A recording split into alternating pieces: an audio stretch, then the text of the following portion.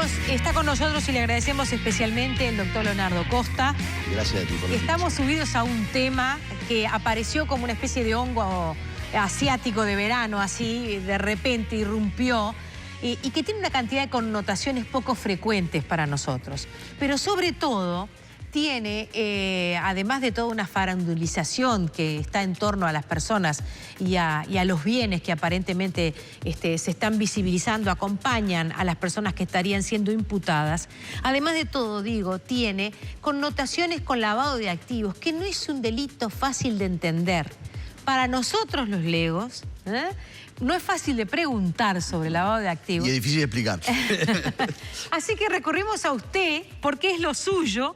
Usted es especialista en derecho tributario y además trabaja justamente en prevención del lavado de activos, que es un poco el rol que creemos que tiene que ser tomado como enseñanza de todo esto. Es decir, este caso tendrá las derivaciones que la justicia decida, tanto la de Uruguay como la de Buenos Aires, o la Argentina, perdón.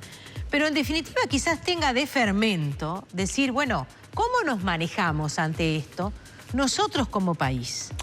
A ver, estos casos siempre que surgen así, casos tan estridentes, y este que realmente lo es, donde hay un sinnúmero tan grande de activos, de efectivo, etc., en realidad son un poco una demostración ridícula de lo que no debiera ser. ¿Qué quiero decir con esto? Una caricatura. Es medio caricaturesco, tal cual.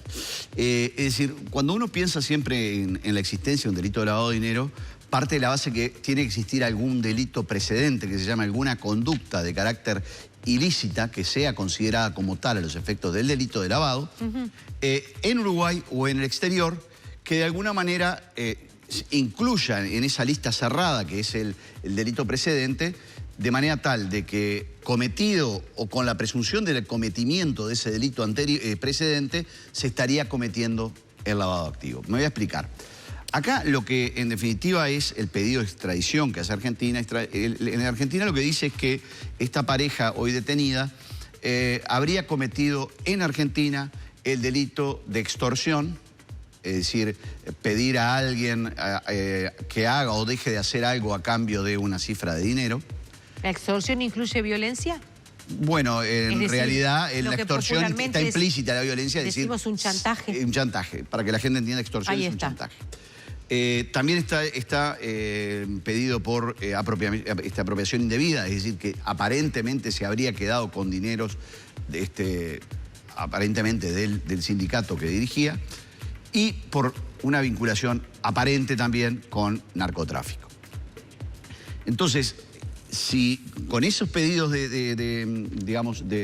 Argentina, llega acá a Uruguay, y cuando llega a Uruguay se empieza a encontrar por la propia actividad judicial y de cooperación internacional la existencia de bienes en cantidades significativas. No solo es el Gran Chaparral que tú mencionabas, sino que allí, según cuenta la crónica judicial, allí se encuentran una serie de documentos que dan a indicar que había cofreforts en diferentes lugares y que había además documentos, no solo efectivos, que indicaban aparentemente una maraña de sociedades con activos que habrían sido obtenidos con esos dineros que en Argentina tenían origen ilícito. Si eso es así, y si la justicia logra demostrar que eso sea así, en Uruguay se estaría cometiendo un delito de lavado de activos en la medida que el dinero con el cual se adquirieron estos activos, o el efectivo que aquí está, proviene o provendría de actividades ilícitas en Argentina. Pero se habrían consolidado, llevado a cabo y estarían en proceso de constatación en nuestro país. En nuestro Uruguay. Así que nosotros ahí entramos a tallar. Exactamente. Es decir, porque acá hay un cometimiento de un delito también. Ahí está. Y el delito se hace en nuestro país. En nuestro país. Por eso nosotros tenemos derecho a decir, momentito. Estos dineros pueden ser si esos dineros son dineros envenenados, por decirlo de alguna manera, pero se usaron en nuestro país para cometer un delito acá, este señor se queda acá porque yo tengo que juzgarlo primero. Y además, sí, porque acá habría un pedido, y además, esos activos podrían llegar a ser incautados en forma definitiva y de esa forma volcados al fondo que a tales efectos tiene la Junta Nacional de Drogas, que es el Fondo de Bienes Decomisados. ¿Pero de qué me habla usde? ¿De 10 autos de lujo? 10 autos de lujo, ¿De una efectivo mansión espectacular que ahora todo el mundo te dice, no, porque yo cuando subía el Cerro del Burro, de ahí la veía? O sea, todo el mundo de alguna manera también veía ese lujo Lo que asiático. todos vimos en algún momento fue las luces prendidas en el Cerro del Burro cuando íbamos por la Ruta 9 o destino a La Paloma o destino a Punta del Este. Eso se veía. Después, obviamente que uno también en esto tiene que tener mucho cuidado de que porque haya una casa muy ostentosa, eso quiere decir que sea delito, porque si no, uno podría llegar a cometer el absurdo de que cualquier individuo que tenga una casa de grandes dimensiones es delito. Eso no hay que hacerlo. Lo que pasa es que el delito de lavado de activos se crea en la Convención de Viena, por allá por el año 88, con el objetivo de sacarle a los narcotraficantes, en ese caso, los activos que habían sido obtenidos con el narcotráfico, de manera tal de cortar el vínculo económico y tratar de descuartizar financieramente a las organizaciones criminales del narcotráfico. Con el tiempo, el delito fue mutando y ya no era únicamente el narcotráfico, fue la corrupción, fue la extorsión y así sucesivamente hasta que este año en Uruguay, a partir del 1 de enero, hay una ley que dice incluso que si hay un delito de defraudación tributaria en otro país y en Uruguay, también habría delito de lavado de activos en Uruguay. O sea, ha ido mutando eso. Bien. Pero en el fondo lo que está detrás es cortarle ese flujo económico y además que el Estado que ha visto que el bien jurídico tutelado, acá es decir, lo que se ha perjudicado es la economía o la justicia que está detrás, dice, yo me quiero quedar con estos bienes porque de alguna manera es la forma de reencauzar esos activos en la sociedad. Bien. Entonces, ese es parte del tema y lo que vamos a... ¿Y si se queda con los dineros, también se queda con las personas que cometieron el delito? Bueno, aparentemente lo que justamente... Es decir, ¿se tiene que hacer cargo de esas personas? Acá hay un matrimonio, ¿verdad? Un matrimonio que además tiene 3 hijos pequeños, concretamente, no sé si tiene, si hay matrimonio, no tengo idea, lo único que sabemos es que Balseiro tiene una madre a su vez que tiene una mansión junto a un lago y que también habría sido objeto de algunas declaraciones. Pero volviendo a lo nuestro, este matrimonio que está en nuestro país, que tiene hijos en nuestro país, que criaba y educaba con un servicio de niñeras también tan cercano al matrimonio que cuando se iban de vacaciones con los niños a países lejanos, ese servicio de niñeras acompañaba a cada uno de los niños o al matrimonio. Es decir, toda esa movida, que obviamente es de un enorme despliegue económico, obliga a que este matrimonio se quede acá. A ver, son cosas diferentes.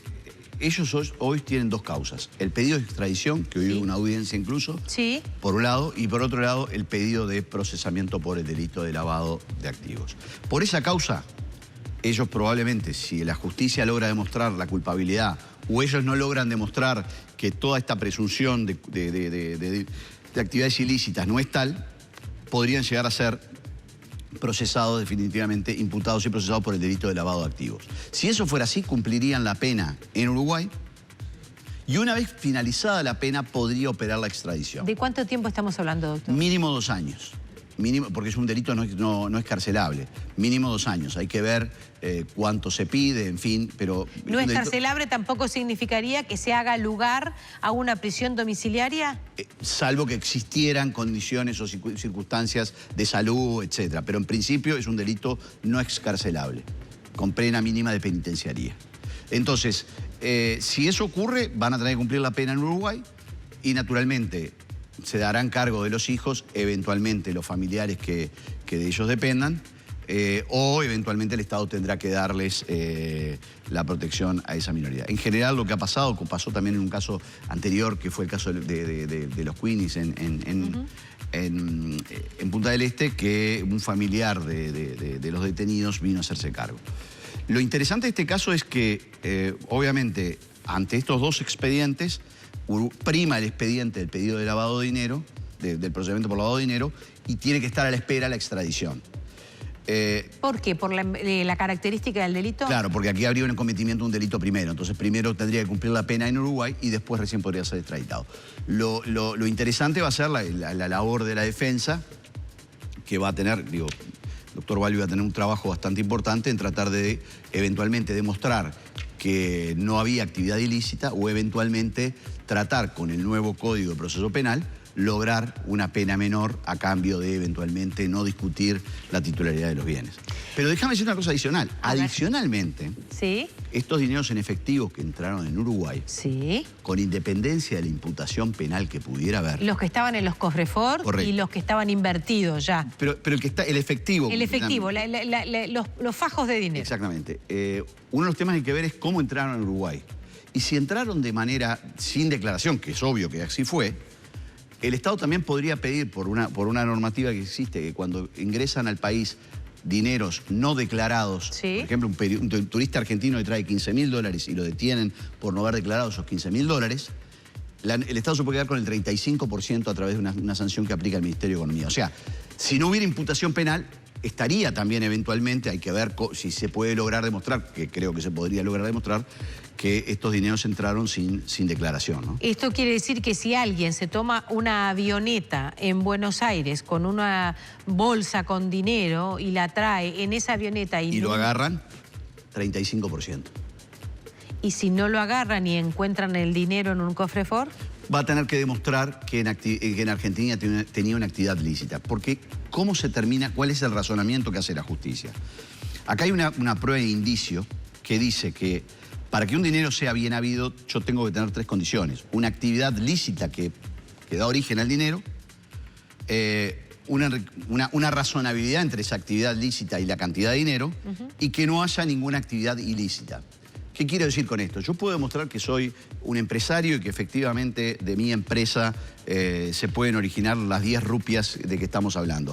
Puedo demostrar que es razonable esas 10 rupias respecto de mi empresa. Bien. Ahora, si me encuentran que en realidad esta empresa prácticamente no existía y lo único que existía era una actividad de narcotráfico, por ejemplo, no digo si este es el caso, me pueden decir, acá hay un indicio de que las 2 primeras condiciones no eran tales y lo que prima es la actividad ilícita. Bien. Y ese razonamiento que en todo el procedimiento de lavado de dinero en Uruguay ha habido. Desde el primero que hubo, que fue el doctor Díaz, actual fiscal de corte, cuando era juez de crimen organizado, hasta el presente, este razonamiento de la prueba indiciaria es el que guía a la justicia penal. Voy a 2 cosas. Primero que nada, en las últimas horas se ha argumentado que la causa en Argentina está directamente relacionada con un medio de comunicación que el señor Balcedo tiene en su propiedad y bajo su dirección, y que él mismo había generado una investigación periodística sobre la figura del hermano del señor fiscal que lo acusa en Argentina. Correcto. Ese hombre habría sido detenido porque habría sido considerado responsable de determinados delitos y que esto de alguna manera es una movida, por decirlo a la italiana, como de una vendetta. Hay una persona que tiene determinada jerarquía y obviamente estará avalada por sus títulos y su responsabilidad, pero en este caso es visto no por su rol profesional e institucional, sino como un supuesto hermano dolido, vengándose de alguien que está fuera del país y sindicándolo como posible responsable de delitos a los que no habría lugar.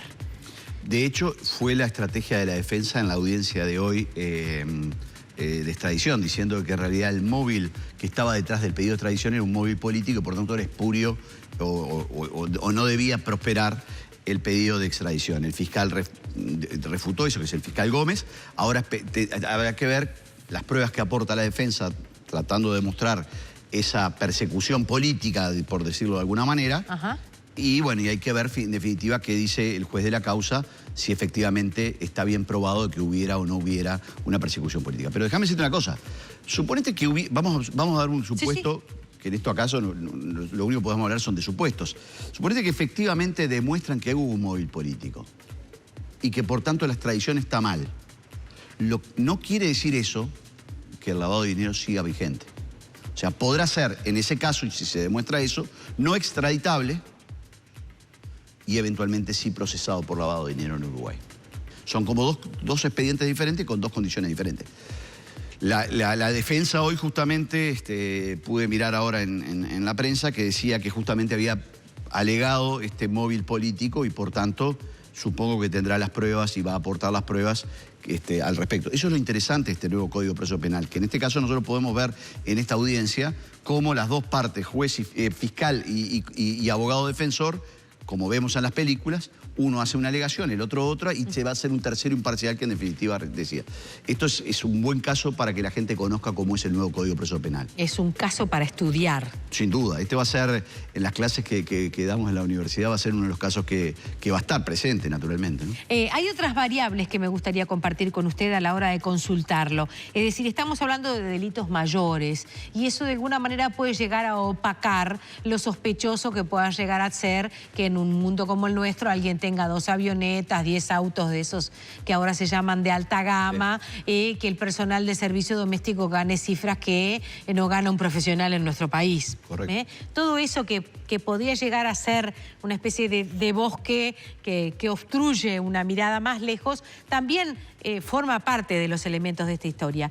Pero hablando de delitos menores, o en todo caso de faltas, también se argumenta que el propio Balsedo tenía, de alguna manera, utilizando un testaferro, la potencialidad de trasladar todo el contenido de un medio de comunicación que él maneja en Argentina a un medio de comunicación en nuestro país. Situación que también tiene por lo menos visos de irregularidad, no sé si se llega a constituir en un delito. Acá eventualmente puede haber 2 situaciones. A ver. La administrativa ante la URSEC, y que la URSEC puede decir que en realidad la persona que figura, yo no conozco que esto sea así, no es una imputación de mi parte que no corresponde, pero supongamos que la URSEC puede decir, la persona que figura como titular de la radio en realidad no lo es, sino que actúa por cuenta y orden de este matrimonio, eventualmente puede decir, bueno, le hago caer la frecuencia, ¿tá? Porque en definitiva está en violación de la normativa que dice que tiene que ser el titular y beneficiario final un uruguayo. Ese es un punto. El segundo punto es si por esa misma situación no hay también lavado de dinero, porque en definitiva, olvidémonos que es una radio, supongamos que fuera una fábrica y yo compré esa fábrica y figura Leonardo Costa como director y en realidad tú, que sos la persona que está siendo imputada, sos la que realmente se beneficia de todo esto que yo figuro como Lo puso dueño. Usted de director. Exactamente, yo soy el director, tú sos la dueña y por tanto yo lo que estoy haciendo es actuando como todo el mundo lo conoce, como testaferro. Ahí está. O por cuenta y orden de alguien que en realidad sos tú. Y el origen de fondo tuyo es lo que está en discusión. Es decir, el origen de fondo que tú le estás dando de pronto es una actividad criminal.